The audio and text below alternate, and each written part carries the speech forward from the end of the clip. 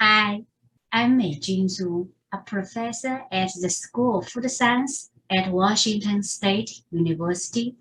Along with my co-PA Dr. Faith Kreisa, we are currently working on the project titled Validation on Sanitizer Disinfection of Wash Water in Dump Tank Operation of Apple Packing Line, the first and critical step in apple packing.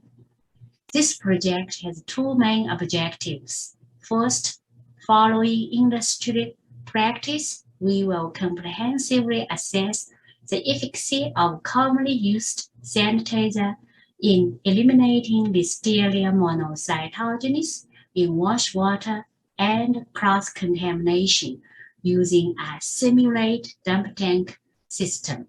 Next, we will then conduct in-plant testing to verify the efficacy of select treatment on multiple commercial apple packing lines in Washington state.